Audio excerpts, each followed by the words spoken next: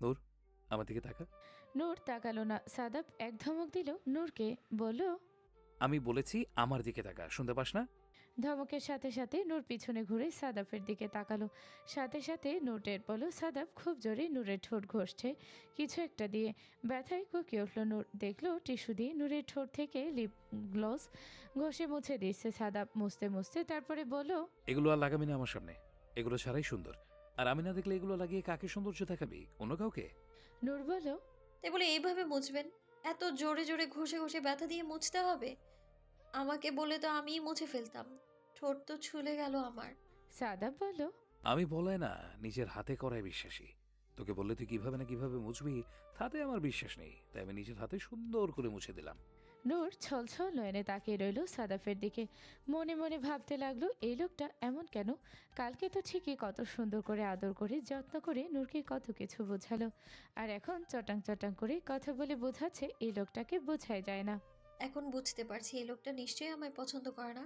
পছন্দ করলে মুভিতে দেখেছি গার্লফ্রেন্ডরা সাজুগুজু করলে বয়ফ্রেন্ড তাদের কত তারিফ করে, আর এই লোক কিভাবে ঘষে ঘষে ঠোঁটটা ছুঁলে ফেললো আমার একটু লিপস্টিক ওঠানোর জন্যে। একটাবার বললো না, নূর তোমায় অনেক সুন্দর লাগছে। মানুষ কাউকে ভালোবাসলে তার সাথে সুন্দর করে কথা বলে, অথচ উনি শুধু বকার উপরেই রাখে। নূর অভিমানী মুখ ফুলিয়ে অন্যদিকে ঘুরে তাকিয়ে রইল। সাদাব গাড়ি চালাতে শুরু করলো। মনে মনে ভাবলো, নূর এখনো অনেক ছোট, ওকে অত সায় দেওয়া যাবে না। একবার যদি প্রকাশ করে ফেলে সাজলে সুন্দর লাগে, তাহলে দিনভর সাজুগুজু করে ওর আশেপাশে ঘুরঘুর করবে, যেটা সাদাব চায় না। তাই ধীরে কিন্তু স্পষ্ট আওয়াজে বলল, আর সাজুগুজু করে আমার সামনে কখনো আসবি না। মেকি বানোয়াট কোনো কিছুই আমার পছন্দ নয়। আমার একদম অরিজিনাল পছন্দ, প্রাকৃতিক পছন্দ। স্কুলে গেটে চলে আসলো সাদাফ কথাগুলো বলতে বলতেই। তারপর বলল, নাম চুপচাপ, সোজা স্কুলে যাবি, এদিক ওদিক যেন যেতে না দেখি।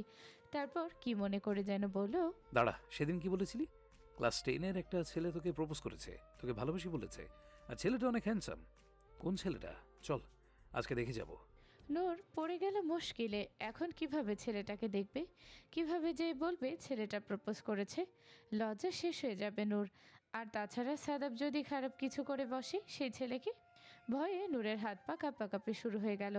বলল, থাক না ভাইয়া, আজকে না, অন্য একদিন দেখা করিয়ে দেব। বলেই দৌড়ে স্কুল গেট পার হয়ে গেল নূর। সাদাফ এমনিও যেত না, এটা শুধু নূরকে ভয় দেখানোর জন্য বলেছে, যাতে ওই ছেলে থেকে দূরে দূরে থাকে, যাতে মনে করে সাদাফ কথাটা আমলে নিয়েছে এবং যে কোনো সময় ওই ছেলেকে দেখতে চাইতে পারে। তাই এ কথাটা বলেছিল সাদাফ। অফিসে এসে সাদাফ জানতে পারলো আজকে একটু বাহিরে ইন্সপেকশনে যেতে হবে। বাহিরে ওদের 2টা ফ্যাক্টরি আছে, সেগুলো ভিজিটে যেতে হবে। এতদিন শুধু অফিসিয়াল কাজ করেছে, আজ সশরীরে ফ্যাক্টরি ভিজিটে যাবে। তাই ফজলুর রহমান ও হুমায়ুন রহমান রেডি হয়ে সাদাফের কেবিনে আসলো। হুমায়ুন বলল, মাত্রই আসলি? সাদাফ বলল, হ্যাঁ বাবা, ওই নূরকে স্কুলে দিয়ে আসতে হয় তো, তাই অনেক সময় 2-3 মিনিট লেট হয়ে যায়। কিছু মনে করো না, মায়ের হাতে সেটা আমার মানতেই হবে। নওরিন আফরোজ এর কথা বলার সাথে সাথে হুমায়ুন রহমান দমে গেলেন। কারণ জানেন, স্ত্রী যখন একবার বলেছে নূরকে স্কুলে দিয়ে আসতে হবে, তাহলে এখানে আর দ্বিতীয় কোনো কথা বলার জায়গা নেই। আর তাছাড়া নূর বড় হয়েছে, কাউকে না কাউকে স্কুলে দিয়ে আসতেই হবে। তাই সাদাব দিয়ে আসলে আরও বেটার হয়, কোনো সমস্যা নেই। ফজলুর রহমান বলল, বাচালি, টেনশনে থাকতাম মেয়েটাকে নিয়ে। যাওয়ার সময় আমি ড্রাইভারকে পাঠিয়ে দিব, ড্রাইভার নিয়ে যাবে। সকালে ড্রাইভার একটু ব্যস্ত থাকে, তাই সমস্যা হয়ে যায়। আর তুই যেহেতু দায়িত্ব নিয়েছিস, প্রতিদিন সকালে তুই স্কুলে দিয়ে আসবি, তাহলে আমার কোনো টেনশন নেই। ছোটোবেলা থেকেই নূরের সমস্ত কাজ তো তুই করেছিস। এক কথায় আমি আর সামিহা তো শুধু মনে হয় জন্মই দিয়েছি। নূরের সব কাজ তো তুইই করতি, কোলে পিঠে করে তুই মানুষ করলি। মাঝখানে 6টা বছর শুধু লেখাপড়ার জন্য বাহিরে ছিলি, এখন আবার এসে দায়িত্ব নিয়েছিস। সত্যি কথা বলতে, তুই থাকলে আমার আর কোনো চিন্তা নেই নূরের ব্যাপারে, কারণ তুই নূরের জন্য সব সময় বেস্ট কাজটাই করবি। ঘণ্টাখানিকের মধ্যেই ফ্যাক্টরিতে পৌঁছে গেল সাদাফ, হুমায়ুন রহমান ও ফজলুর রহমান। গাড়ি থেকে নেমে ফ্যাক্টরির দিকে চোখ বুলিয়ে সাদাফ বলল, এটা আমাদের ফ্যাক্টরি। 6 বছর আগে তো একটু অন্যরকম দেখেছিলাম, সম্পূর্ণই পরিবর্তন হয়ে গিয়েছে। ফজলুর রহমান বলল, হ্যাঁ, 6 বছর অনেক সময়। তুই যাওয়ার বছর খানেক পর সব কিছু আবার পরিবর্তন হয়েছিল। তারপর হুমায়ুন রহমান বলল, আয় ভিতরে গিয়ে সবার সাথে পরিচয় করে দিই। আর আজকে এই ফ্যাক্টরি ভিজিট করে আমরা সরাসরি বাসায় যাব, আর অফিসে যাব না। তেমন কোনো কাজ নেই আজ অফিসে। আজকের দিনটা আমরা সবাই পরিবারের সাথে কাটাবো। বলেও ফজলুর রহমান। সাদাব জানে কেন এ কথা বলছে, কারণ আগামীকাল নূরের জন্মদিন, 16 থেকে 17 পড়বে। তাই সাদাব বলল। ঠিক আছে। মনে মনে ভাবল 17 মাত্র পা দিল, এখন আরও বহুদূর যেতে বাকি। ফ্যাক্টরিতে ঢুকতেই কর্মকর্তারা ও কর্মচারীরা সবাই সংবর্ধনা জানালেন সাদাফকে। তারা আগে জানতে পেরেছিলেন বসের ছেলে আসবে এবং বসের পর পরবর্তীতে সাদাফ সবকিছু দেখাশোনা করবে। তাই সাদাফ তার ইমিডিয়েট বস। এখন থেকে সাদাবকেই সব রিপোর্ট করতে হবে। কর্মীবৃন্দদের সাথে সংবর্ধনা পর্ব শেষ করে বিশেষ বিশেষ কিছু কর্মকর্তাকে কেবিনে ডাকা হলো। এখানে সাদাফের জন্য আলাদা একটি কেবিন তৈরি করা হয়েছে। সেই কেবিনেই ডাকা হলো সবাইকে। একে একে সবাই উপস্থিত হলো। Account department, IT department, production team ও এইচআর থেকেও কর্মকর্তা উপস্থিত হলো। এই চারজনকে নিয়েই আজকে মূলত মিটিংটা হবে। প্রায় ঘণ্টাখানেক এই চারজনের সাথে কথাবার্তা বলে মিটিং শেষ করলো। শেষমেশ সাদাব বলল, প্রোডাকশন বাড়াতে হবে, প্রয়োজন পড়লে লোক বেশি নিয়োগ দিন। পার আওয়ার প্রোডাকশন না বাড়লে আমাদের শিপমেন্ট যেতে প্রবলেম হবে। শিপমেন্ট যেন টাইম মতো যায়, প্রয়োজন পড়লে তা থেকে এক্সট্রা ভাতা দিয়ে, মোটিভেশন দিয়ে 2 ঘন্টা করে ওভারটাইম করিয়ে নিন। এবং অবশ্যই সেটা পারিশ্রমিক দিয়ে এবং একটা প্রণোদনা দিয়ে, কারণ শুধু টাকা দিয়ে একজন কর্মীর মনোবল আপনি কিনে নিতে পারবেন না। তার সাথে ভালোবাসার, শ্রদ্ধা, সম্মান এবং টাকা, 4টা জিনিসই আপনাকে পে করতে হবে। যদি প্রত্যেক ওয়ার্কার 2 ঘন্টা করে ওভারটাইম করতে রাজি হয়, তাহলেই আমরা সময় মতো শিপমেন্ট পৌঁছতে পারবো। তাই প্রয়োজন পড়লে আপনারা কথা বলুন, না পারলে তাদের সাথে আমার মিটিং ফিক্স করুন, আমি নিজে তাদের সাথে কথা বলবো। প্রোডাকশন ম্যানেজার বললেন, জি স্যার, তাদের সাথে কথা বলবো। অলরেডি তাদের সাথে কিছু কথা হয়েছে। 2 ঘন্টা ওভারটাইম করতে রাজি, তবে তাদের ওভারটাইম কত টাকা করে ধরতে হবে সেটা নিয়ে একটু বার্গেনিং ছিল। আপনি যেহেতু বলেছেন তাদের খুশি মতো করতে, তাহলে তাদের ন্যায্য মূল্য দিয়েই আমরা প্রোডাকশন বাড়ানোর চেষ্টা করব। এবার এইচআর ডিপার্টমেন্টের লোকের দিকে তাকিয়ে বলল, এইচআর ডিপার্টমেন্ট থেকে ভালো একজন লোক নিয়োগ দিন, যিনি সার্বক্ষণিকভাবে কর্মীদের প্রেষণা ও প্রণোদনা দেওয়ার ব্যাপারে খোঁজখবর রাখবে এবং সরাসরি কর্মীরা আপনার কাছে না যেয়ে তার কাছে জানাবে। তাদের কোনো দাবি দেওয়া বা তার কোনো সমস্যা হলে সেই লোকের কাছেই জানাবে। অ্যাকাউন্ট ডিপার্টমেন্টের দিকে তাকিয়ে সাদাব বলল, কর্মীদের বেসিক স্যালারি পার আওয়ার যত টাকা করে পড়ে তার থেকে 2-3 টাকা করে বেশি দিন, যাতে ওরাও খুশি থাকে এবং আমাদের শিপমেন্টের কাজটাও সময় মতো দিতে পারি। ফজলুর রহমান এবং হুমায়ুন রহমান ইমপ্রেস হলেন। ছেলে পড়ালেখা করে এসেছে, কিন্তু এই বিজনেসে ছেলে এতটা দক্ষ হয়ে উঠেছে সেটা বুঝতে পারেনি। মাত্র 2 দিন হলো জয়েন করেছে, কিন্তু মনে হবে কত বছর ধরে চালাচ্ছে সাদাব। বেলা 4টা, ইতিমধ্যে বাসায় পৌঁছে গিয়েছে নূর। সাদাব ড্রাইভারের সাথে কথা বলে জেনে নিয়েছে সাদাফের লাঞ্চ শেষ। এখন তারা বাসার উদ্দেশ্যে রওনা দিবে। চাচা যেহেতু বলেছে আজকে আর অফিসে যাবে না, তাই সাদাফ তার মতো কাজ করতে পারবে। যেহেতু আগামীকাল একটি বিশেষ দিন এবং একটি বিশেষ সারপ্রাইজ প্ল্যান করেছে সাদাব, যা অন্য কারোর সাথে শেয়ার করবে না। সব কিছু নিজে একা একা করবে। বাকি পরিবার যা সারপ্রাইজ দিবে তার সাথে সাদাব থাকবে, সমস্যা নেই। বাসায় পৌঁছে নূর নিজের রুমে গিয়ে বিছানায় ধপাস করে শুয়ে রইল। নূরের মন খারাপ। আগামীকাল নূরের জীবনের একটি বিশেষ দিন, অথচ বাড়ির কেউ এটা নিয়ে কোনো কিছু বলছে না। কোনো অনুষ্ঠান হচ্ছে না, কোনো শপিং হচ্ছে না, সব কিছু কেমন ঠান্ডা। গত বছর তো জন্মদিনের আগে পাপা শপিং করিয়ে দিয়েছিল। বড় আব্বু কত কিছু দিয়েছিল। বড় আম্মুর পছন্দ মতো খাবার রান্না করেছিল। সামিয়া বেগম শপিং করে দিয়েছিল, কিন্তু এখন এসব কিছুই হচ্ছে না। সাইমন আর রিমাটাও আজ বাসায় নেই, এখনও তারা বাসায় ফেরেনি। আর সাদা ভাই তো হয়তো জানেই না নূরের জন্মদিন কাল। এসব নিয়ে ভাবতে ভাবতে মন খারাপ নিয়ে ঘুমিয়ে পড়ল নূর। স্কুল থেকে এসেছে, অথচ স্কুলের ইউনিফর্মটাও চেঞ্জ করেনি, এভাবেই ঘুমিয়ে গেল। নূর ঘুম থেকে উঠল সন্ধ্যা 6টায়। উঠে দেখলো নিচে ড্রয়িং রুমে সবাই চা নাস্তা করছে। নূর হেলতে দুলতে এসে সোফায় বসলো, কিন্তু সাদাপের দিকে তাকালো না। সাদাপ আর চোখে খেয়াল করেছে নূরের সমস্ত গতিবিধি, কিন্তু কিছু বলছে না। চা খেতে খেতে সবার সাথে গল্পে ব্যস্ত রইল সাদাপ। নূরের অভিমানের পাল্লা ভারী হচ্ছে। নূর না হয় খেয়াল করছে না, কিন্তু সাদাপ কেন ওর দিকে ফিরে তাকাচ্ছে না, খেয়াল করছে না। তাহলে কি গতকালকে সব কিছু ভুলে গিয়েছে সাদাপ ভাই? এই ভালো এই খারাপ, নূরের যেন কোনো অনুভূতি নেই। যখন নূর অনেক ভয় পেত তখন তো ঠিকই পিছনে ঘুরঘুর করতে, হাত ধরে বসে থাকতো, কত কিছু করত। আর এখন যখন নূর একটু একটু সাদাবকে পছন্দ করে, তখন ওনার ভাব বেড়ে গেছে। মনে মনে ভাবতে লাগলো নূর। হঠাৎ সবার সাথে এসে যুক্ত হলো সাইমন ও রিমা। সাইমন রিমাকে বলল, কি রে রিমা, আগামীকালকে তোর প্ল্যান কি? রিমা বলল, তেমন কিছু না, বাইরে যাব, একটু ঘুরবো ফিরবো। নূর চট করে তাকালো রিমা ও সাইমনের দিকে। কি এরাও ভুলে গেছে ওর জন্মদিনের কথা? নূরের অনেক অভিমান হচ্ছে। কেউ জন্মদিনের কথা তুলছে না, কেউ কিছু বলছে না, কেউ মনেই রাখেনি নূরের কথা। গত বছর সবাই মনে রেখেছিল, কত ভালোবাসা দিয়েছিল, উইশ করেছিল, কত গিফট করেছিল, কিন্তু এবছর কারো মনে নেই। সাদা ভাইয়েরও মনে নেই। নূরের খুব অভিমান হচ্ছে, চোখ দুটো ছলছল করছে।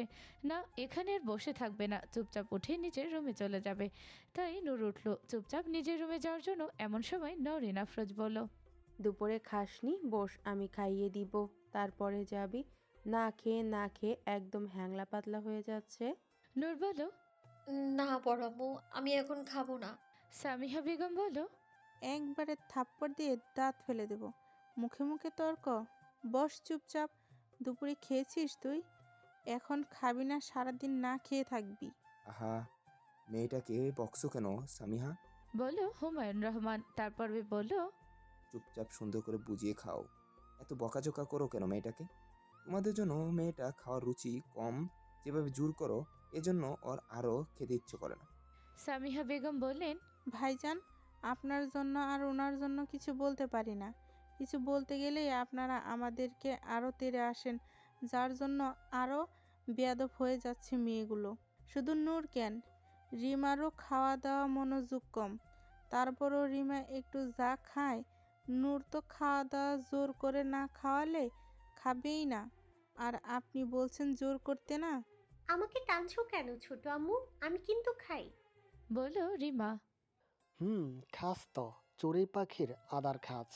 বলল সাইমন। সাদাব সবার কথা নিচের দিকে তাকিয়ে চুপচাপ মনোযোগ দিয়ে শুনছে, একটি কথা বলছে না, চুপচাপ বসে আর চোখে শুধু নূরকে দেখছে।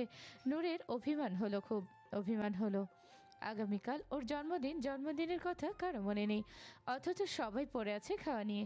নূর উঠে দৌড়ে নিজের রুমে চলে গেল। খাবে না, কথা বলবে না কারোর সাথে। সাদাব একটি বড় দীর্ঘশ্বাস ছাড়ল। খুব কষ্ট হচ্ছিল নূরকে এভাবে বোঝানো যে জন্মদিনের কথা কারো মনে নেই। তারপর সোফায় গায়ে এলিয়ে দিয়ে সাইমন ও রিমাকে বলল, সাইমন বলল, হ্যাঁ ভাইয়া, আমার তরফ থেকে ডান। রিমা, তোর কি খবর?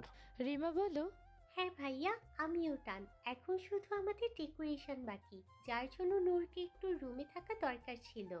এখনো রুমে আটকে বসে থাকবে, এটা আমাদের সুবিধা হবে। সাদাব বলল। কিন্তু না খেয়ে বসে থাকলে তো হবে না, খাওয়াতে হবে। তারপর নরিন আফরোজের দিকে তাকিয়ে বলল, মা, আমি কি নূরকে খাবারটা দিয়ে আসবো? আমাকে না করতে পারবে না, আমাকে একটু ভয় পায়। সামিহা বেগম সাথে সাথে বললেন, হ্যাঁ ভাবি, ওর কাছেই দেন। একমাত্র ও গেলেই ভয় এবং লজ্জায় খাবে। আমরা গেলে তো ভাব ধরে বসে থাকবে। নরিন আফরোজ খাবারের ট্রেনে সাদাপের হাতে দিয়ে বলল, যা সবটুকু খাবার শেষ করিয়ে তারপর আসবি।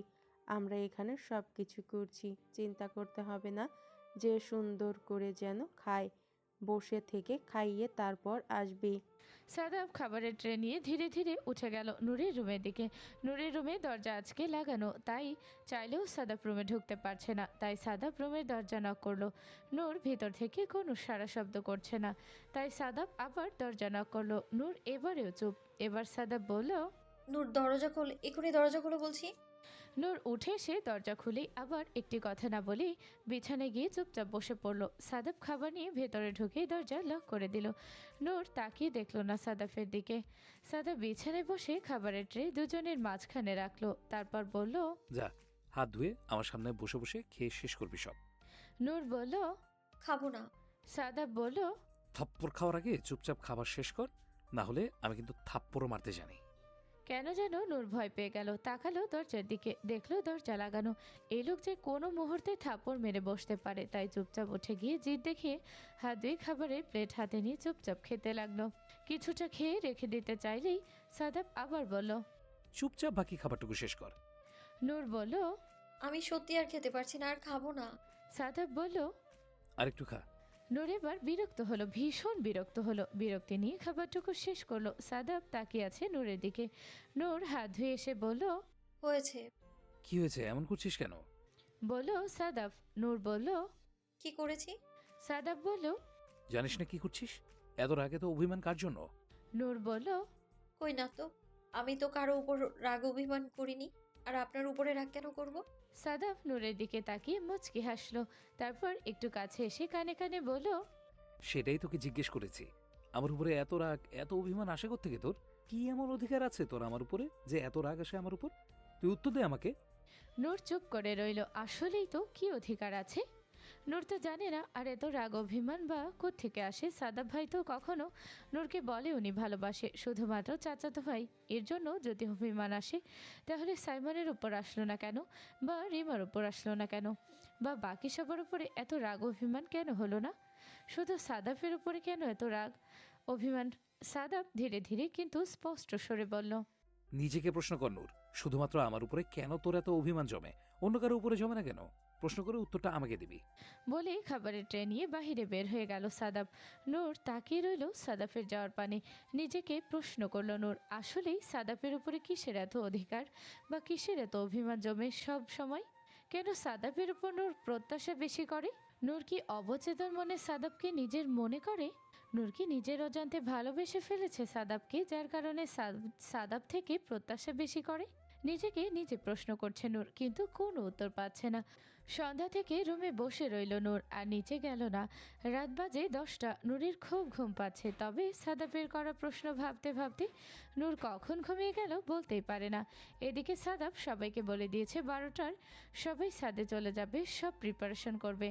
ঠিক 12টার দিকে সাদাফ নূরকে নিয়ে ছাদে আসবে, তাই সবাই সেই প্রিপারেশনের জন্য আগে থেকে ছাদে গিয়ে বাকি কাজগুলো করে ফেলছে, যাতে নূর টের না পায়। খুব ধীরে সুস্থে সবাই কাজ করছে। এদিকে সাদাফ নূরের রুমের সামনে এসে দাঁড়িয়ে দেখতে লাগলো। নূরের রুমের দরজাটা হালকা খোলা, দরজা একটু ফাঁক করে দেখলো নূর ঘুমাচ্ছে।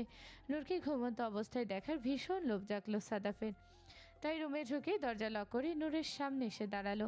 সাদাফ জানে সবাই এই মুহূর্তে ছাদে কাজ করছে, তাই কোনো সমস্যা হবে না। সাদাফ নূরের শিয়রের পাশে এসে হাঁটু ভেঙে বসে নূরের মাথায় হাত বুলিয়ে দিতে লাগলো। মনে মনে ভাবলো, এত তো ছোট নস নূর, তুই আমার অনুভূতি বুঝতে পারিস না কেন? ছোট্ট একটা প্রশ্ন করেছি, তার উত্তরও তুই নিশ্চয়ই খুঁজে পাসনি এখনো। হঠাৎ নূর নড়ে চড়ে উঠল, সাথে সাথে সাদাফের হাত ধরে বুকের মধ্যে নিয়ে নিল। সাদাফ এর হাত ঠিক নূরের বুকের স্পর্শ করে আছে। সাদাফের অস্বস্তি হচ্ছে, হাত সরাতে চাইলে নূর আরও জোরে চেপে রাখলো নিজের স্পর্শকাতর স্থানে। সাদাফ ঘামছে, শরীর শিহরিত হচ্ছে। হঠাৎ টের পেল নূর, বলছে, আপনি আমার সাথে আজকে সারাদিন অনেক খারাপ ব্যবহার করেছেন সাদাব ভাই।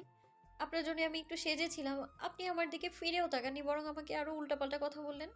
ঘুমন্ত অবস্থায় কথাগুলো ধীরে ধীরে বলছে নূর। সাদাফ একটু ঝুঁকে এসে কথাগুলো শোনার চেষ্টা করলো। নূর আবার বলতে শুরু করলো। সাদাফ মুচকি হেসে কথাগুলো শুনতে লাগলো কান খাড়া করে। নূর আমতা আমতা করে আবার বলল, আপনি আমার কে হন সাদাব ভাই? আপনি কি হন আমার? আপনি আমার কাছে আসলে আমার এমন কেন লাগে? সাদাফ দুষ্টুমি করে জানতে চাইলো। কেমন লাগে নূর? নূর সাদাফের হাত আরো জোরে নিজের বুকের সাথে চেপে ধরে বলল। সুরসুরি লাগে। বলে সাদাফের হাত নিয়ে নূর ওপাশ ফিরল। হাত টান দিলে সময়ের আগে নূরের ঘুম ভেঙে যাবে, তাই সাদাফ বিছানায় উঠে আছোয়া হয়ে বসে রইল নূরের পাশে। সাদাফেরও কেমন সুরসুর অনুভূতি হচ্ছে। নূর হাত ছাড়ছে না। এভাবে সাদাফ নূরের সাথে শুয়ে রইল। নূরের নিঃশ্বাসের বুকের ওঠানামা সাদাফ স্পষ্ট অনুভব করছে।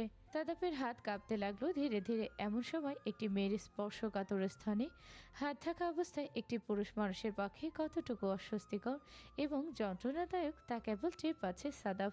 12টা বাজতে 15 মিনিট বাকি আছে। এখন নূরকে জাগাতে হবে, কিন্তু নূরকে কিভাবে জাগাবে? সাদাফের নিজেরই তো অবস্থা খারাপ। সাদাফের কপাল ঘেমে চুয়ে চুয়ে ঘাম পড়ছে, হাত অস্বাভাবিকভাবে কাঁপছে। সাদাফ বুঝলো আর এভাবে থাকা যাচ্ছে না, তাই নূরকে হালকা করে একটু ডাকলো। নূর ঘুম থেকে ওঠ। নূর, নূর। পরের বার ডাকটি একটু হালকা জোরে হয়। নূর চোখ খুলে ঘুম ভেঙে গেল। ঘুম ভেঙে সাদাফকে এত কাছে দেখে প্রথমে ভয় পেয়ে গেল নূর। তারপর খেয়াল করলো সাদাফের হাত নূর জাপটে ধরে আছে। সাথে সাথে হাতটি ছাড়িয়ে দিয়ে নিজে ঠিক হয়ে বসলো। বসে বলল, আপনি এখানে এত রাতে? সাদাফ বলল, জরুরি কাজ আছে, একটু ছাদে আয়। নূর বলল, কি কাজ? সাদাফ বলল, জরুরি কাজ, গেলে দেখতে পারবি, তাড়াতাড়ি একটু আয়। বলেই নূরের হাত ধরে ছাদের উদ্দেশ্যে রওনা দিল সাদাফ। নূর বলল, ছাড়ুন, যাচ্ছি তো। সাদাফ বলল, না, আমার সাথে আয়, আর দেরি করা যাবে না, তাড়াতাড়ি। ছাদের কাছে কাছে গিয়ে দেখলো নূর ঘুটঘুটে অন্ধকার। সাদাফের দিকে নূর তাকিয়ে বলল, এরকম অন্ধকার কেন ছাদ, আর আমাকে এখানে কেন নিয়ে এসেছেন এত রাতে? কি কাজ এখানে? আপনি আবার দুপুরের জন্য আমায় মারবেন না তো? সাদাব অবাক হয়ে তাকালো নূরের দিকে, তারপর বলল, হ্যাঁ মারবো, আজকে মেরেই ফেলবো ছাদে নিয়ে। মনে মনে বলল। হাদারাম একটা। ছাদে পা রাখতেই হঠাৎ করে ছাদের সবগুলো লাইট জ্বলে উঠল। ফেরি লাইট সহ অনেকগুলো লাইট অন হয়ে গেল। পুরো ছাদ আলোকসজ্জায় সজ্জিত। বেলুন, ক্যান্ডেল লাইট, ফেরি লাইট, ফুল দিয়ে পুরো ছাদ এত সুন্দর করে সাজানো হয়েছে, নূর দেখে অবাক হয়ে গেল। ওর এই 16 বছরের জন্মদিনে কখনো এরকম হয়নি। 17তম জন্মদিন যেন আসলেই অদ্ভুত। সারাদিন মন খারাপ করেছিল, অথচ রাতে এসে দেখছে ওর জন্য কত আয়োজন, যা কখনো দেখেনি নূর। এবছরের জন্মদিনটা আসলে অনেক স্পেশাল মনে হচ্ছে নূরের কাছে। কারণটা কি সাদাব ভাই? হয়তো সাদাব ভাই, মনে মনে ভাবল নূর। আচ্ছা, সাদাব ভাই যে প্রশ্নটা করেছে তার উত্তর কি নূর এখনো জানে? নূর মনে মনে ভাবল। নূরের ভাবনার মাঝে সবাই সারপ্রাইজ বলি একসাথে নূরের সামনে এসে নূরকে চমকে দিল। নূর একে একে তাকিয়ে দেখলো সবাই কত সুন্দর করে রেডি হয়ে ওকে উইশ করছে। হঠাৎ করে নিজের দিকে তাকালো নূর, দেখলো ঘরে রাতের শোয়ার পোশাকে রয়েছে এখনো। সাথে দৃষ্টি ঘুরিয়ে সাদাফের দিকে তাকালো। এক বুক রাগ জমা হলো সাদাফের উপর। আজকে ওর জন্মদিন, সবাই কত সুন্দর করে সাজুগুজু করে ওকে উইশ করছে, অথচ ওর জন্মদিন ওকে এইভাবে নিয়ে এসেছে সাদাব জোর করে। সাদাব চোখ দিয়ে ইশারা করলো, ঠিক আছে, কোনো সমস্যা নেই। নূর সাদাফের কথা চুপচাপ শুনে সামনে এগিয়ে গেল। হুমায়ুন রহমান এগিয়ে এসে বলল, হ্যাপি বার্থডে মামুনি। এনো তোমার জন্য বার্থডে গিফট। পরে ফজলুর রহমান, সামিহা বেগম এবং নওরিন আফরোজ এসে তাদের গিফট নূরের হাতে ধরিয়ে দিল। নূর এত গিফট হাতে রাখতে পারছে না, টেবিলে রাখলো। এরপর আসলো সাইমন এবং রিমা। নূর তাকিয়ে আছে সাদাফের দিকে, কিন্তু সাদাফের হাতে কোনো গিফট নেই। সাদাফ এমন একটা ভাব যেন কিছুই হয়নি। নূরের মন খারাপ হয়ে গেল। সবাইকে গিফট করলো, কিন্তু সাদাফ কোনো গিফট করলো না। সবাই বলল, আসো কেক কাটবো। নূর এগিয়ে গেল কেকের দিকে। কেক কেটে সবাইকে একটু একটু করে খাওয়ালো, কিন্তু সাদাব দূরে দাঁড়িয়ে রইল, কাছে আসলো না। কেক কাটা হয়ে গেলে সবাই একে একে নূরকে কেক খাইয়ে উইশ করলো। কিছুক্ষণ পর সবাই নিচে নেমে এলো। ঠিক হলো কালকে সবাই বেড়াতে যাবে এবং দুপুরে লাঞ্চ বাহিরে করবে। নূর খুশি হলো, অনেকদিন হলো বাহিরে বেড়াতে যায় না, কিন্তু ভিতরে ভিতরে মন খারাপ। সাদাব ওর জন্য কোনো উপহার নিয়ে আসেনি। নূর নিজের রুমে চলে গেল, এসে দরজা চাপিয়ে দিল। ভিতরে ঢুকেই নূর অবাক হয়ে গেল। অনেকগুলো বক্স, সাথে ফুল, কয়েক বক্স চকলেট, টেডি বিয়ার, কয়েকটি পুতুল, আরও কত কি। এগুলো কে রাখলো এখানে? এগুলো তো এখানে ছিল না। নূর একে একে সবগুলো গিফট খুলে দেখতে লাগলো। একটা জায়গায় দেখতে পেল 16টি প্যাকেট। প্রত্যেকটা প্যাকেট খুলে খুলে দেখলো নূর। প্রত্যেকটি বার্থডেতে, জন্মদিনের জন্য গিফট কেনা ছিল, শুধু দেওয়া হয়নি। সুন্দর করে কার্ড লেখা আছে। প্রত্যেক জন্মদিনে সেই বয়স, সেই অনুভূতি অনুযায়ী কিছু একটা লেখা ছিল নূরের জন্য। প্রত্যেকটি কার্ডে নূরের জন্মদিন এবং বয়স উল্লেখ করে উইশ করা আছে, তবে কোথাও এক ফোঁটা রোমান্টিক কিছু বলা নেই। নূর হতাশ হলো, মন খারাপ হলো। বান্ধবীদের দেখেছে ওদের বয়ফ্রেন্ডরা যখন জন্মদিনে উইশ করেছে, কত সুন্দর রোমান্টিক কথা লিখে উইশ করেছে। নূরের জন্মদিনের কার্ডগুলো শুধু হ্যাপি বার্থডে, পঞ্চদশী কন্যা, হ্যাপি বার্থডে, ষোড়শী কন্যা লেখা। এগুলো কোনো উইশ করা হলো? কোনো রোমান্টিক কথাই নেই এতে। নূর চুপচাপ গিফটগুলো দেখতে লাগলো। কোন জন্মদিনে দেওয়া চুড়ি, কোনো জন্মদিনে দেওয়া নূপুর, কোনো জন্মদিনে সোনার আংটি, কোনো জন্মদিনে মেকআপ।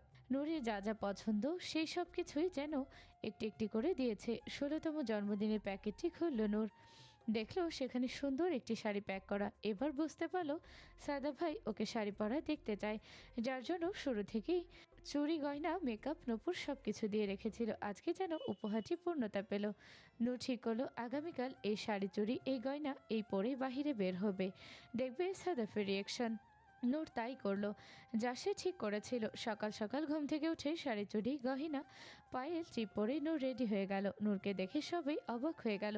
হুমায়ুন রহমান ও ফজলুর রহমান নূরকে দেখে বলল, কিরে মা, আজ শাড়ি কোথায় পেলি? মামুনি তো আমাদের বড় হয়ে গেছে। নওরিন আফরোজ ও সামিহা বেগম বললেন, তাই তো দেখছি ভাবি, এটা শাড়ি কোথায় পেলি রে? এ শাড়ি তো আমার নয়, কে দিয়েছে? কোন ফ্রেন্ড গিফট করেছে? নূরের কেন যেন মুখ দিয়ে বের হলো না এগুলো সাদাব ভাই গিফট করেছে, তাই বলল, হ্যাঁ, বান্ধবীরা গিফট করেছে। সবাই খুব খুশি হচ্ছে, তবে এখনো দেখেনি সাদাব। সাদাব দেখলে কি করবে নূর শুধু সেটাই জানতে চাচ্ছে। বারবার সিঁড়ির দিকে তাকাচ্ছে, সাদাব ভাই নামছে না কেন? নূরের আর তর সইছে না, সাদাব উপর থেকে নামছে না, তাই নিজেই সিঁড়ি বেয়ে বেয়ে একটু একটু করে উপরে উঠতে লাগলো। সাদাবের রুমের আশেপাশে এসে উকি মারতেই সাদাব বলল, দরজা খোলা আছে, ভেতরে আয়। নূর মনে মনে ভাবলো, কি করে বুঝলে লোকটা আমি এসেছি? তারপরও মনের সাহস নিয়ে দরজা খুলে ভেতরে প্রবেশ করলো নূর। নূর ভেতরে প্রবেশ করে দেখলো সাদাব গোছল করে মাত্র বের হয়েছে। ব্ল্যাক ট্রাউজার এবং অ্যাশ কালারের টি শার্ট পরা, গলায় টাওয়েল ঝুলানো, চুল বেয়ে বেয়ে পানি টুপটুপ করে পড়ছে। নূর যেন সব কিছু ভুলে গেল। এক দৃষ্টিতে তাকিয়ে রইল সাদাফের দিকে। এদিকে সাদাপের অবস্থা নাজেহাল। নূরকে এই রূপে দেখে সাদাপের যেন ভিমড়ি খাওয়ার জোগাড়। এরকম তো কখনো দেখেনি নূরকে। ঠিক যেন বউ বউ লাগছে। সাদাপ বারবার শুকনো ঢোক গেলছে, কিন্তু মুখে কোনো কথা বলতে পারছে না। এক দৃষ্টিতে তাকিয়ে আছে নূরের দিকে। নূরও সেরকম চুপচাপ সাদাফের দিকে তাকিয়ে আছে। সাদাবকে দেখতে আজ এত ভালো লাগছে কেন নূরের কাছে? কি অদ্ভুত লাগছে, বা অজানা এমন কি আছে যা সাদাফের দিকে নূরকে বারবার টানছে? ভাবতে লাগলো নূর, সাদাবকে বারবার আকর্ষণ করছে নূরের এই নারী সুলভ কায়া। সাদাব ধীরে ধীরে এগিয়ে এলো নূরের কাছে, কিন্তু মুখ ফুটে একটি কথা বলেনি নূর।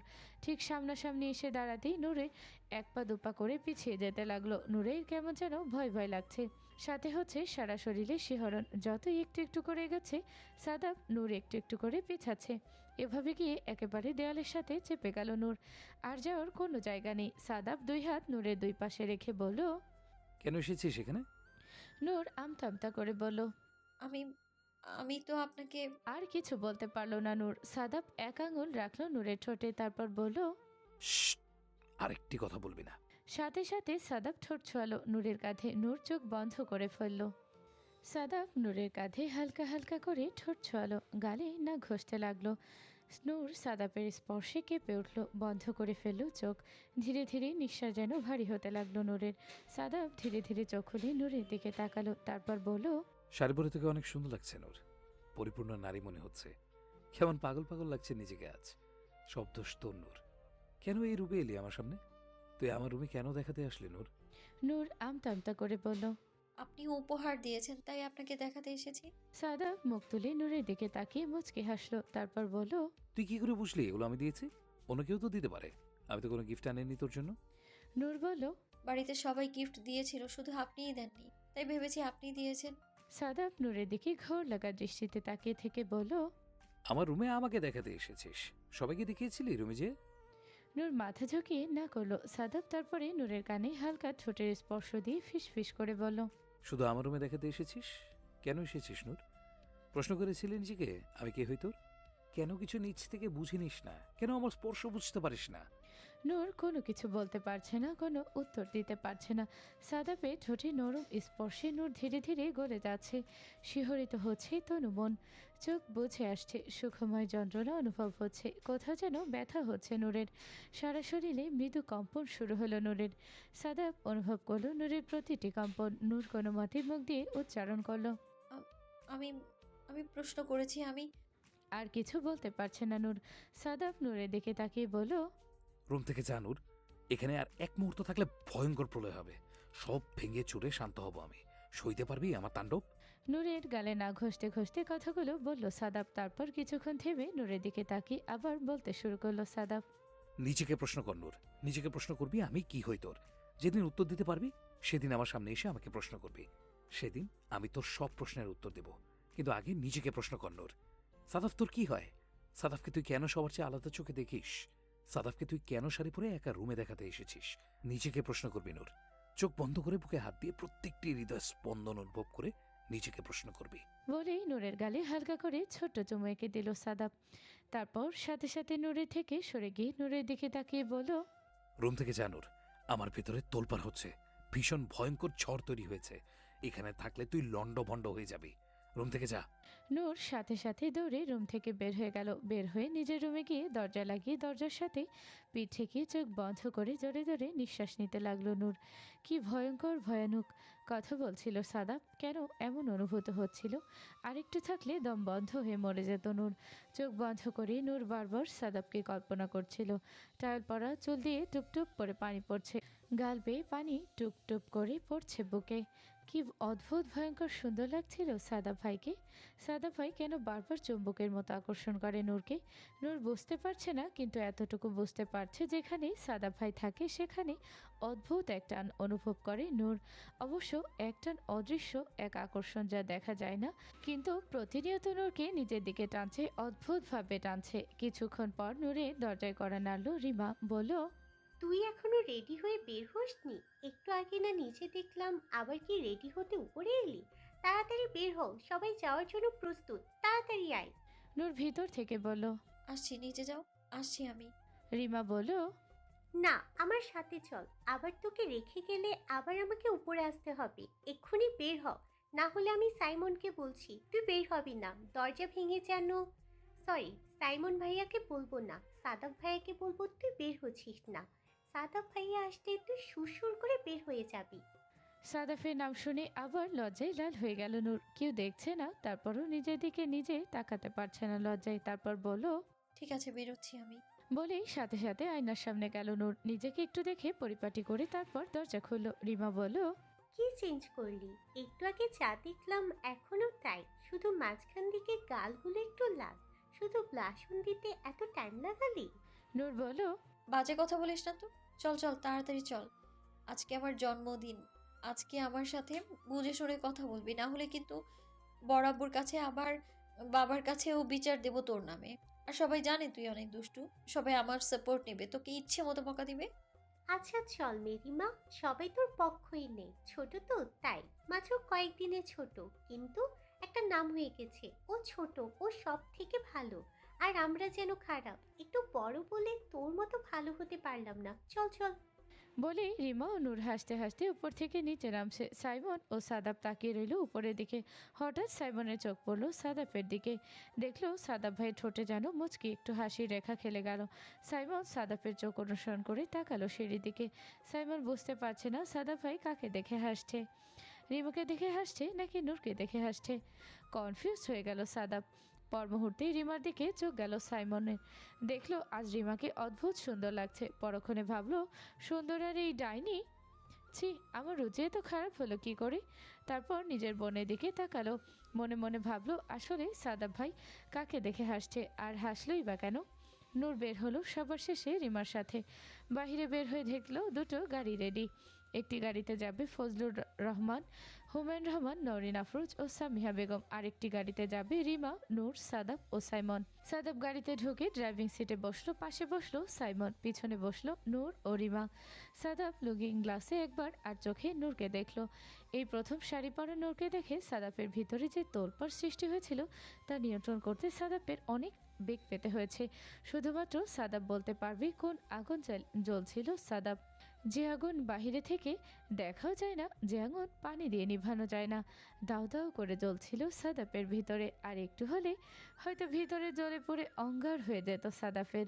সবাই গাড়িতে উঠে বসলে ড্রাইভ করা শুরু করলো। সাদাব ধীরে ধীরে এগিয়ে চলল নিজেদের গন্তব্যের উদ্দেশ্যে। আজকে যাবে একটি রেস্টুরেন্টে, সেখানেই ওরা লাঞ্চ করবে এবং বিকালে একটু বেড়াতে যাবে বাহিরে। তবে আশেপাশে কোথাও, খুব বেশি একটা দূরে যাবে না, যেহেতু রাতের মধ্যেই আবার ব্যাক করতে হবে। সিদ্ধান্ত হয়েছিল শপিং করবে।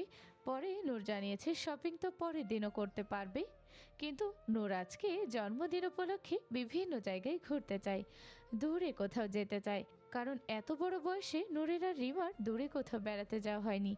ছেলেরা তো নিজেরা যেতে পারে, কিন্তু ওরা কারোর সাথে যেতে পারে না, তাই চুপচাপ ঘরমুখো হয়ে বসে থাকতে হয়।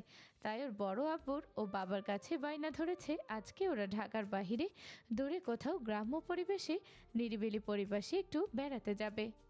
লাঞ্চ শেষ করে ওরা সবাই চলে আসলো গাজীপুর জনরাজ শালনা নামক একটি জায়গায়। একটি সুন্দর নিরিবিলি পরিবেশে রিসোর্ট আছে সেখানে। সারাদিন আজ এখানেই পার করবে, সন্ধ্যা নাগাদ ফিরে যাবে। হুমায়ুন রহমান, ফজলুর রহমান, সামিহা বেগম ও নওরিন আফরোজ চলে গেলেন রিসোর্টের মালিক, যে কিনা হুমায়ুন রহমানের বন্ধু, তার সাথে গল্প করতে। বাচ্চাদের রেখে গেলেন। তোমরা তোমাদের মতো ঘোরাফেরা করো, মজা করো, সন্ধ্যা নাগাদ আমরা সবাই ফিরে যাব। বলেই তারা চারজন চলে গেলেন রিসোর্টের উপরের দিকে পার্সোনাল একটি কামরায়। এদিকে সাইমন, রিমা, নূর ও সাদাব দাঁড়িয়ে রইল। সাইমন বলল, ভাইয়া চলো আমরা আশেপাশে কোথাও ঘুরতে বের হই। রিসোর্টের বাইরে প্রাকৃতিক পরিবেশ খুব সুন্দর। ছবি তুললে খুব সুন্দর ছবি আসবে।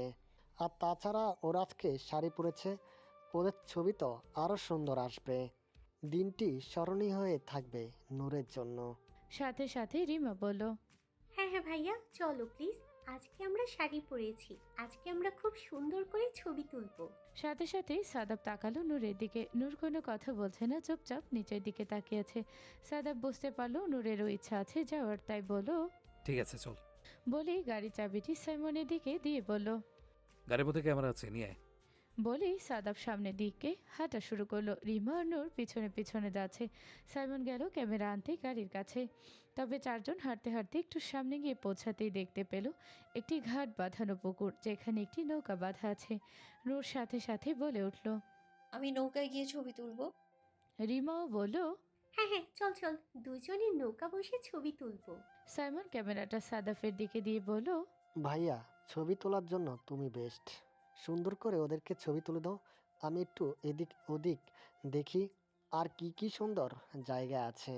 এটা হচ্ছে বাহানা জায়গা। দেখার নাম করে দূরে গিয়ে একটু সিগারেট খাবে, ওর সিগারেট খাওয়ার অনেক নেশা উঠে গিয়েছে। একটু দূরে গিয়ে সিগারেট ধরালো সাইমন। এখান থেকে ওদেরকে দেখা গেল নূর বা রিমাদের ওখান থেকে বা সাদাত ভাইয়ের এখান থেকে সাইমনকে দেখা যাবে না, তাই নিচু হয়ে সিগারেট খেতে লাগলো। এদিকে সাদাব ক্যামেরার লেন্স দিয়ে বারবার নূরকে দেখছে। নূর বিভিন্নভাবে ছবি তুলছে রিমা আর নূর একটু একটু লজ্জা পাচ্ছে, সাদাব বুঝতে পারছে। ক্যামেরা দিয়ে যখন নূরকে দেখছিল সাদাব, এর মুখ আপনা আপনি একটু হাসির মৃদু রেখা খেলে গেল। কেমন যেন লাগছে, নূরকে কখনো এই রূপে দেখেনি। যখন নূরের জন্য শাড়ি চুড়ি পায়েল গহনা কিনেছিল তখন কল্পনা করেছিল, কিন্তু আজ নূরের যে রূপ দেখতে পেল তা যেন কল্পনার অতীত। সাদাব বুঝতে পারেনি নূরকে কখনো শাড়ি পরায় এতটা মোহনীয় লাগবে। সাদাব এক দৃষ্টিতে তাকিয়ে রইল ক্যামেরার দিকে। ওই দিক থেকে রিমা আর নূর চিৎকার করে যাচ্ছে। ছবি তোলা হয়েছে, আমরা কি পোজ চেঞ্জ করব? ছবি তোলা হয়েছে, আমরা কি পোজ চেঞ্জ করব? কিন্তু সাদাফের যেন সেদিকে কোনো খেয়াল নেই। সাদাফ জুম করে করে নূরকে দেখাই ব্যস্ত। হঠাৎ সাদাফের ভ্রুজোড়া কুঁচকে গেল কিছু একটা দেখে। সাদাফ আরও একটু জুম করে দেখলো, দেখেই নূরের দিকে তাকালো। তারপর দ্রুত পায়ে হেঁটে গিয়ে রিমাকে বলল। যা তো সাইমনকে একটু ডেকে নিয়ে আয় তো। রিমার সাথে সাথে সাইমনকে ডাকার জন্য গেলে সাদাব চলে আসলো নূরের কাছে নৌকায়। নূর সাদাবকে এরকম দেখে কিছু বলছে না, এমনি লজ্জায় সাদাফের দিকে তাকাতে পারছে না। সাদাব কিছুক্ষণ ভাবলো কিভাবে বলবে, তারপর নূরের দিকে তাকিয়ে বলল। নূর কাছে আয়। নূর অবাক হয়ে গেল, এরকম একটা জায়গায় কাছে কেন ডাকছে। নূর শুকনো ঢোক গিলতে লাগলো, হাতের আঙুল দিয়ে আরেক হাতের আঙুল খুঁড়তে লাগলো। সাদাব বলল। সময় নেই নূর, কাছে আয় জলদি, ওরা চলে আসবে, তাড়াতাড়ি কাছে আয়। নূর আমতা আমতা করে মাত্র মুখ খুলবে জিজ্ঞেস করার জন্য কেন, তার আগে সাদাব নিজের কাছে চলে আসলো নূরের কাছে। তারপর সাথে সাথে হাত দিয়ে দিল নূরের ব্লাউজের নিচের অংশে, যেখানে ইনারের একটা অংশ দেখা যাচ্ছে। সাথে সাথে ব্লাউজ টান দিয়ে একটু নামিয়ে দিল এবং ইনারটা একটু ভিতরে দিয়ে দিল। সাদাফের এমন স্পর্শ কাতর স্থানে স্পর্শে নূর কেঁপে উঠল, চোখ বন্ধ করে ফেলল। সাথে সাথে সাদাফ একটু ঝুঁকে এসে বলল। এই কালার ব্লাউজের সাথে কেউ কি এই কালার ইনার পরে? পরে কিছু একটা ভেবে বলল। ও, এর আগে তো তুই কখনো শাড়ি পরিসনি, তাই হয়তো এর সাথে ম্যাচিং করে তোর কিছু কিনা নেই। এখন থেকে তাহলে আমি যখনই তোকে শাড়ি গিফট করব সাথে সাথে সবকিছু ম্যাচিং করে কিনে দেবো। আর সেফটি পিন কোথায়? সেফটি পিন দে, এটা ব্লাউজের সাথে সেট করে দিতে হবে, না হলে বারবার বের হয়ে থাকবে। আমার একদম পছন্দ না নূর, আমার জিনিস অন্য কেউ দেখবে। সাদাফের হাত এখনো ব্লাউজের নিচের অংশে থাকায় নূর চোখ বন্ধ করে রইল, কোনো কথা বলতে পারছে না। থরথর করে শরীর হাত পা কাঁপছে। সাদাফ খুব সুন্দরভাবে অনুভব করতে পারছে নূরের প্রতিটি কম্পন এবং মুগ্ধ নয়নে তাকিয়ে আছে নূরের দিকে। কিছুক্ষণ পরে ভাবলো ওরা চলে আসবে, তাই নূরকে বলল। নূর তাড়াতাড়ি সেফটি পিন দে, লাগিয়ে দিচ্ছি, ওরা চলে আসবে। নূর পিট পিট করে চোখ খুললো। হঠাৎ মনে পড়লো সেফটি পিন চাচ্ছে, সেফটি পিন দিতে হবে। আমতা আমতা করে বলল। আমার কাছে তো এক্সট্রা কোনো সেফটি পিন নেই। সাদাব কিছু একটা ভাবলো, ভেবে বলল।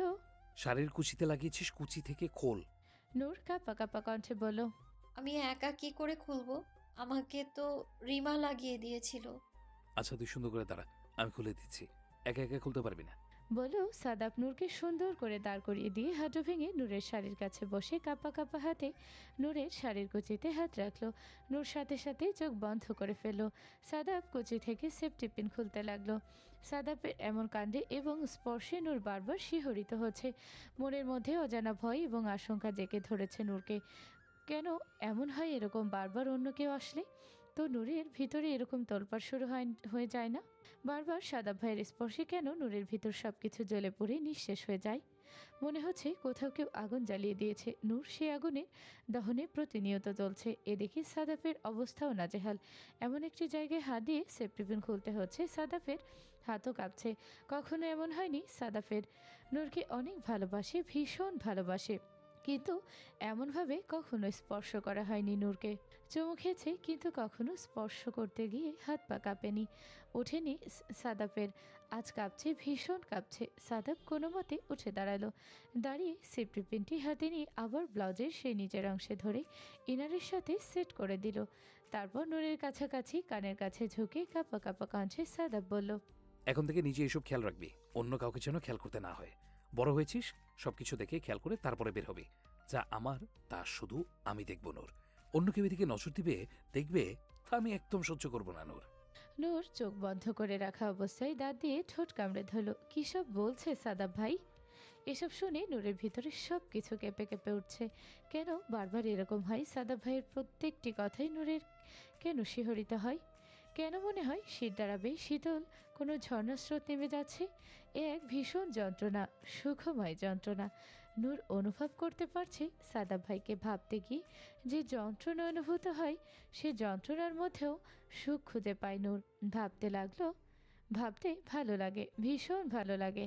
সাদাব আরও একটু ঝুঁকে এসে নূরের কানে কানে বলল, আর শোন, এরপর থেকে শাড়ি পরলে শুধুমাত্র আমার সামনে পরবি। এরপর যখন শাড়ি পরবি, সেই শাড়ি আমি নিজের হাতে খুলব। মনে থাকে যেন, এর এক পর্যন্ত শাড়ি পরা নিষিদ্ধ তোর জন্য। কথাটি বলেই সাদাব আবার নিজের জায়গায় ফিরে এলো। ক্যামেরা হাতে নিয়ে দাঁড়িয়ে বাকি ছবিগুলো দেখতে লাগলো। এর মধ্যে হেঁটে হেঁটে চলে আসছে রিমা ও সাইমন। দুজনের মধ্যে লেগে গিয়েছে ঝগড়া। রিমা ওইখানে যেয়ে দেখে সাইমন সিগারেট খাচ্ছে।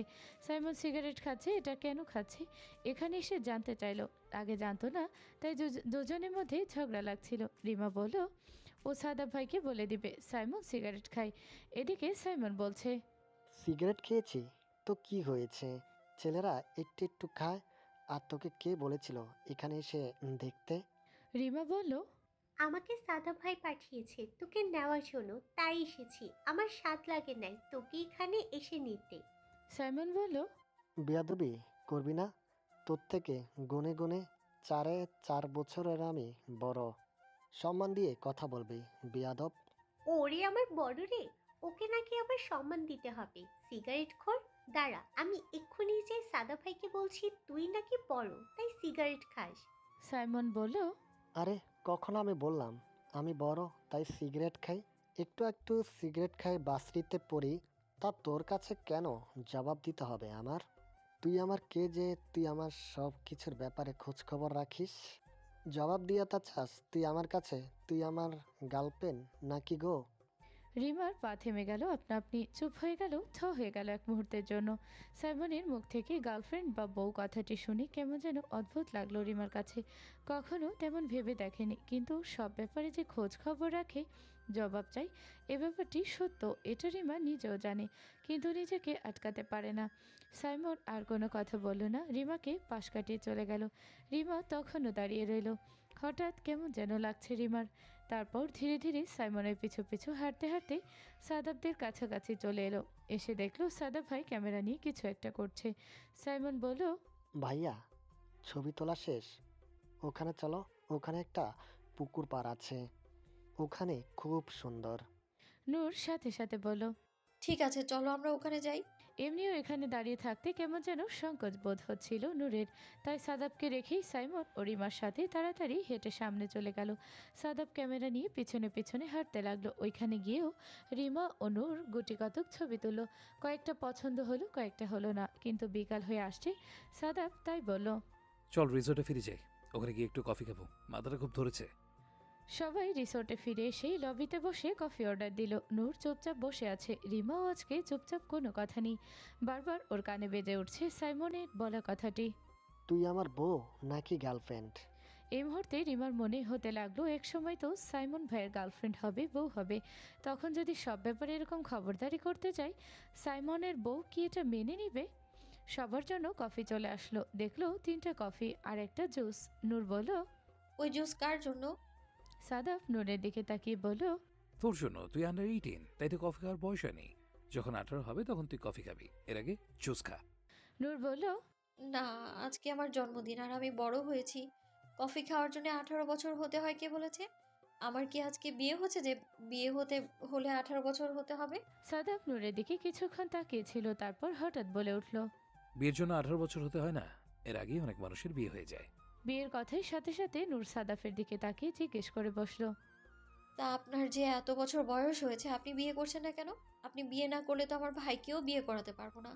সাদাব কিছুক্ষণ তাকিয়ে রইল নূরের দিকে, তারপর নূরকে একটু খেপানোর জন্য বলল, হ্যাঁ, বিয়ে করবো, সামনের মাসে বিয়ে করবো। তোরা প্রস্তুত থাকিস অনেক আনন্দ করার জন্য। কে কোন গানে নাচবে সেটাও রেডি করে রাখিস। আমার বিয়ে বলে কথা, খুব আনন্দ করতে হবে। আর নূর তো সব থেকে বেশি আনন্দ করবে। এবারে সবচাইতে ছোট বলে কথা, আমার বিয়ে নিয়ে তো সবচাইতে বেশি এক্সাইটমেন্ট ওরই হবে, তাই না নূর? জানতে চাইলো সাদাব নূরের দিকে তাকিয়ে। সাদাবের দিকে তাকালো নূর, এরপর চোখ নিচে নামিয়ে চুপচাপ বসে রইল। নূরের মন খারাপ, কিন্তু রিমারও আজ মন খারাপ। একটু আগে বলা নূরের কথাই যে সাদাবের পর সাইমনের বিয়ে। একটু আগে সাইমনও বলল গার্লফ্রেন্ড ও বউয়ের কথা। তাহলে কি সাইমনের জীবনে কেউ আছে যা রিমা এখনও জানে না? কাপড় চোপড় থেকে শুরু করে খাওয়া দাওয়া সব ব্যাপারে রিমা জবাবদিহিতা চায়। সিগারেট কয়টা খাবে সে ব্যাপারে জবাবদিহি চায়, কিন্তু ওর গার্লফ্রেন্ড আছে এই ব্যাপারটা তো রিমা জানে না। তাহলে কি সাইমন ইচ্ছা করে ওর কাছ থেকে ব্যাপারটা লুকিয়ে গেছে? নূর জানে, অথচ ও জানে না। ব্যাপারটা কোনোভাবে মেনে নিতে পারছে না রিমা। তাই রিমা চুপচাপ মন খারাপ করে বসে রইল। নিচের দিকে তাকিয়ে নূর চুপচাপ মন খারাপ করে ভাবছে একটু আগেও ওর সাথে কেমন করে কথা বলেছিল সাদাব ভাই, আর এখন বলছে সাইমনের সামনের মাসে বিয়ে। সামনের মাসে বিয়ে, বিয়ে যখন করবে তাহলে নূরের সাথে এসব কেন করে? ভীষণ মন খারাপ হতে লাগলো নূরের। আর কখনো কথা বলবে না সাদাব ভাইয়ের সাথে। মনে মনে ঠিক করে ফেলল নূর। সাদাব কফি পান করছে আর মনে মনে বলছে, একটু জল নূর, ভেতরে ভেতরে একটু জল। তোকে আমি কিছু প্রশ্ন করেছিলাম যার উত্তর তুই আমাকে দেওয়া তো দূরের কথা, নিজে থেকেই উত্তর খুঁজে পাচ্ছিস না। এখন আমি চাই দিন রাত তুই চলবি আর নিজেকে নিজে প্রশ্ন করবি, কেন আমি সবার থেকে আলাদা? আমার প্রতি তুই কি অনুভব করিস? নিজে থেকে উত্তর খুঁজে বের কর। এদিকে সাদাব ও সাইমন মনের সুখে কফি পান করছে। সাদাফের মনে সুখ, কারণ জানে নূরকে খেপিয়েছে, জানে নূর ভিতরে ভিতরে জ্বলছে। আর সাইমন কোনো কিছু না বুঝেই রিমার ভিতরে কি চলছে না চলছে কিছুই জানে না। ও এমনি এমনি মনের খুশিতে কফি পান করছে। একে রিসোর্টের উপরে পার্সোনাল কামরায় বসে আড্ডা মারছে হুমায়ুন রহমান, ফজলুর রহমান, নওরিন আফরোজ, সামিহা বেগম এবং এই রিসোর্টের মালিক অর্থাৎ হুমায়ুন রহমানের ছোটবেলার বন্ধু করিম মোল্লা। মোল্লা নামটা নিয়ে ছোটবেলা থেকে ভীষণ খ্যাপাতো হুমায়ুন রহমান। মোল্লার কোনো কিছুই ছিল না ওর মধ্যে, বরং ভণ্ড ছিল। অথচ সেই লোকের নামের পেছনে লাগানো ছিল করিম মোল্লা। এটা নিয়েই সব বন্ধুরা হাসাহাসি করত। সেই কথাটি এখন উঠেছে। করিম মোল্লা বলল, দেখুন ভাবি, সে ছোট্টবেলা থেকে আমার নামটা নিয়ে এরকম দুষ্টুমি ফাজলামি করে। আচ্ছা, আমি কি এমন ভণ্ডামি করছি বলেন তো? যাকে ভালোবাসি তাকেই বিয়ে করছি, সবসময় এক নারীতে আসক্ত ছিলাম, তাহলে আমি ভণ্ড কিভাবে হলাম? নওরিন আফরোজ বলল। ঠিকই বলেছেন ভাইয়া। হুমায়ুন রহমানের দিকে তাকিয়ে বলল, আপনি ওনার নাম নিয়ে খেপাচ্ছেন কেন? এমনি ও তো মানুষের নাম নিয়ে খেপাতে হয় না। আর তাছাড়া উনি এমন কি করেছেন? ফজলুর রহমান বলল, কি যে করেছেন তা তো তোমাকে বলবে না ভাবি। আমি অবশ্য বলতাম, কিন্তু করিম ভাইয়ের কথা বলতে গেলে এখন তো আমার বড় ভাইয়েরও পোল খুলে যাবে, তাই আর কিছু বলবো না। বাড়িতে পৌঁছাতে পৌঁছাতে সবার রাত 10টা বেজে গেল। খাবার অর্ডার দিয়েছে, একটু পরে খাবার পার্সেল চলে আসবে। বাহিরে খাওয়া দাওয়া করলে আরও সময় নষ্ট হবে, তাই খাওয়া দাওয়া করেনি। এদিকে রিমা এবং নূর দুজনেরই মন খারাপ, কারণ জানাই। কিন্তু নওরিন আফরোজ ও পুরো গাড়িতে চুপচাপ রয়েছে। তেলে বেগুনে জ্বলে আছে হুমায়ুন রহমান। ও ভয়েও কিছু বলতে পারছে না, পোল আসলেই খুলে গিয়েছে। ভার্সিটি লাইফে কোন কোন মেয়ের সাথে একটু টাঙ্কি মারতে চেয়েছিল সব কিছু বলে দিয়েছে বন্ধু করিম মোল্লা। এগুলো শোনার পর থেকে চোখে চোখে বোঝাচ্ছে বাড়িতে চলো, খবর আছে। হুমায়ুন রহমান আসলেই ভয় পাচ্ছে। বিবাহিত জীবনের এত বছর পার হয়ে গেল, বউকে এভাবে রাগ করতে দেখেনি। আজ কি না কি শুনলো সে ভার্সিটি লাইফের কথা, সেগুলো শুনে বউ তেলে বেগুনে জ্বলে আছে। ফজলুর রহমান মনে মনে হাসতে চাইছিল না ভাইয়ের পোল খুলতে, কিন্তু ভাবি জোর করায় কিছু কথা বলতে গিয়ে করিম বললা যে শুরু হলো তাকে আর থামানো গেল না। সামিহা বেগম রাগ করে রয়েছে স্বামী ফজলুর রহমানের উপর। কেন বলতে গেল শুধু শুধু ভাবি মন খারাপ হলো। রাগ করে রয়েছে আল্লাহ জানে বাসায় গেলে কি হবে। রাত 10টা, ডিনারের টেবিলে সবাই একত্রে বসেছে। পরিবেশ থমথমে, সবাই কেমন চুপচাপ, কেউ কিছু বুঝতে পারছে না, ভয়ে জিজ্ঞেসও করছে না। নওরিন আফরোজ জোরে জোরে সব প্লেট গ্লাস রাখতে লাগলো। হুমায়ুন রহমান শুকনো ঢোক গিলছে বারবার। সাদাপ একবার তাকালো নূরের দিকে, দেখলো নূর চুপচাপ মাথা নিচু করে খাচ্ছে, বুঝলো কাজ হয়েছে। ভিতরে ভিতরে খুব জ্বলছে মেয়েটা। এদিকে সাইমন রিমার দিকে তাকিয়ে বলল, তরকারিটা একটু দে তো রিমা। রিমা চুপচাপ, কোনো কথা নেই, চুপচাপ তরকারি বাটিটা এগিয়ে দিল সাইমনকে।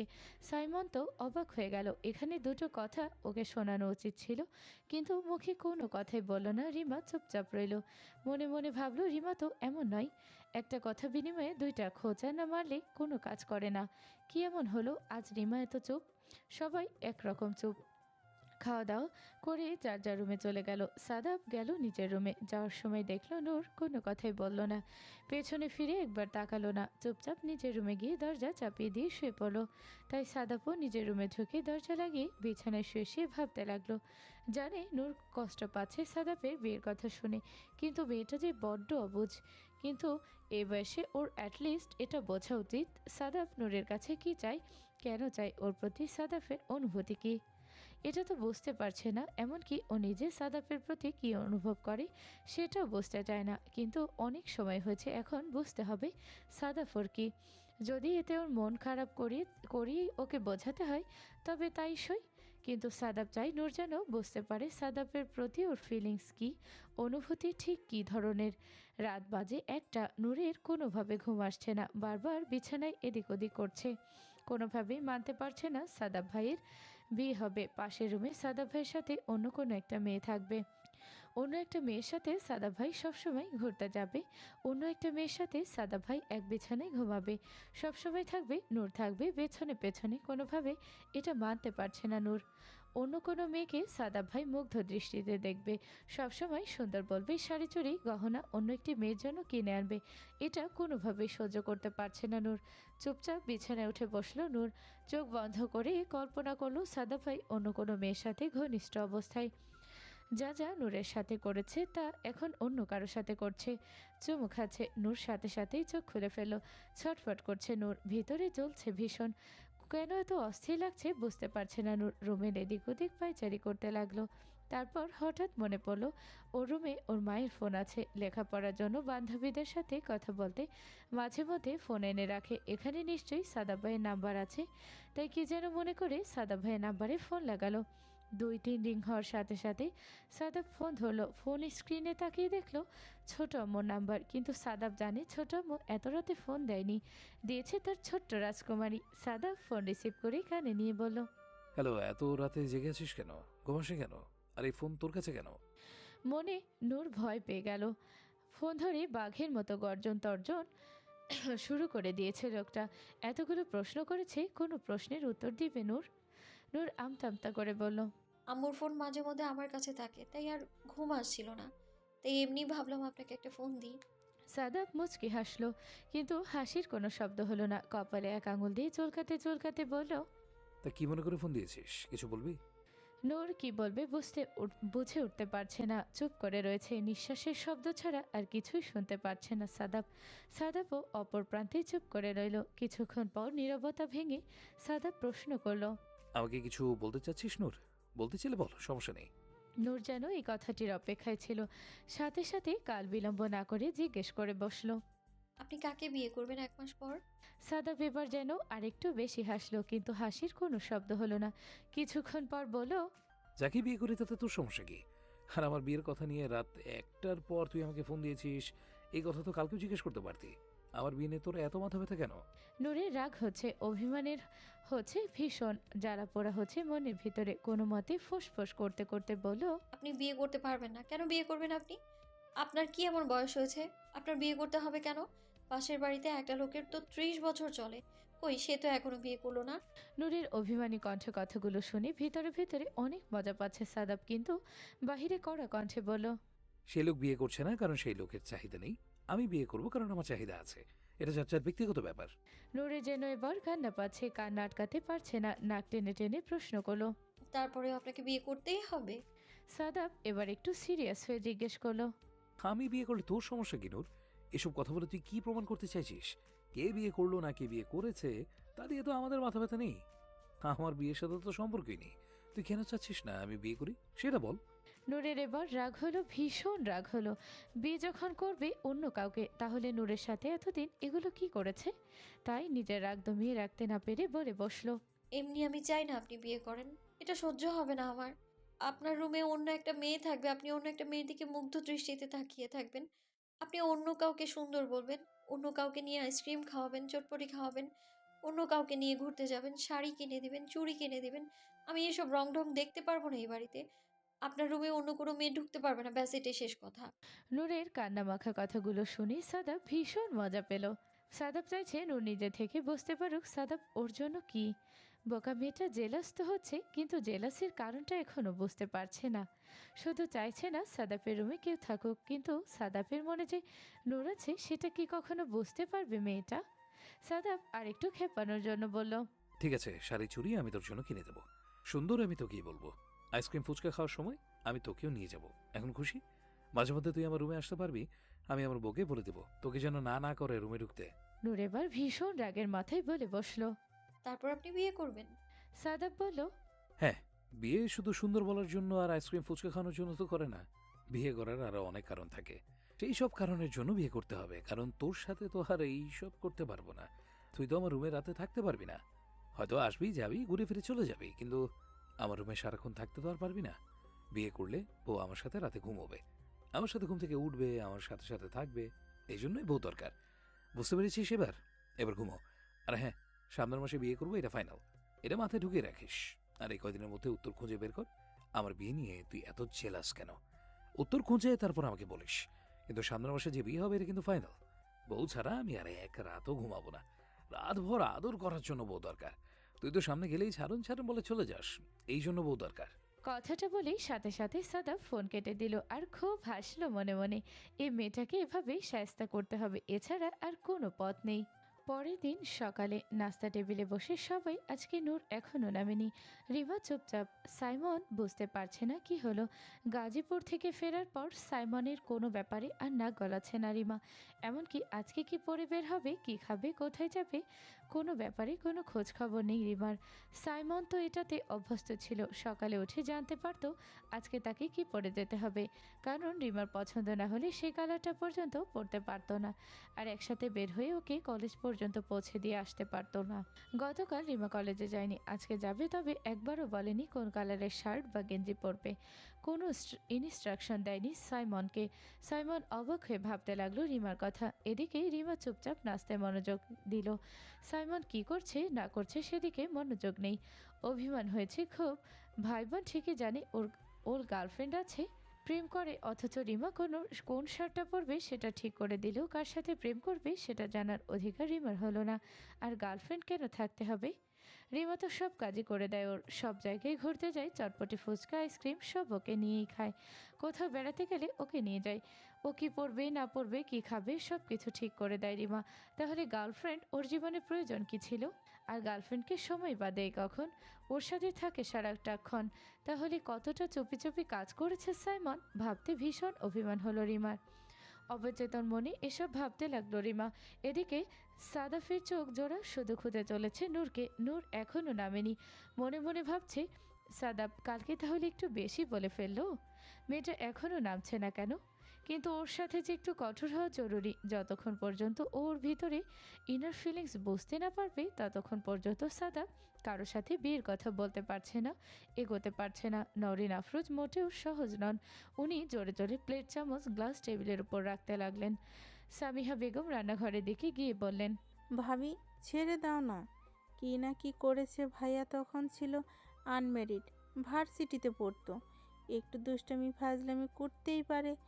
এখন কি সেই রকম? তোমাকে বিয়ে করার পর কি সে কখনো অন্য কোনো মেয়েকে টিস করেছে, ফাজলামো করেছে? তাহলে এখন কেন এসব নিয়ে ঝগড়া করছো? ভাইয়ার সাথে বাচ্চারাও দেখছে, মান সম্মান থাকবে বলো বাচ্চারা জানলে?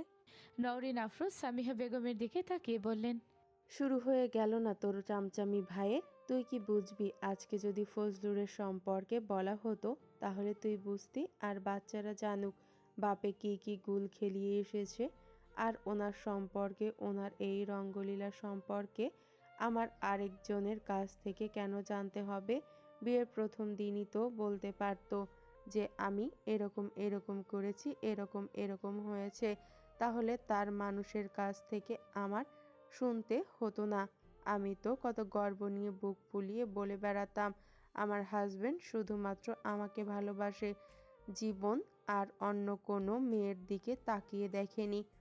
এখন তো দেখছি বান্ধবীর নাম করে ইনামিনা ডিকা তার জীবনে কম ছিল না। সামিহা বেগম হাসলেন, হেসে বললেন, রাখো না ভাবি, ভাইয়া কিন্তু অনেক অনুতপ্ত, নিশ্চয়ই রাতভর তোমার কাছে মাফ চেয়েছে। নওরিন আফরোজ চুপ করে রইলেন, মনে মনে স্মরণ করতে লাগলেন রাতের কথা। রাতে ঘরে ঢুকে আমতা আমতা করে হুমায়ুন রহমান বলেছিলেন, নরিন প্লিজ, ওইসব তো তখন ভার্সিটি ছিলাম, 20-21 বছর বয়স ছিল। তখন কি করেছি না করেছি সেটা নিয়ে সংসার গ্যাঞ্জাম চলবে? দেখো, ওই সময় কি করেছি তা নিয়ে আর মাপ চাইতে পারবো না। তবে তোমাকে বলা হয়নি সেদিন, আমি সরি। তবে আমি কিন্তু কারোর সাথে প্রেম করিনি।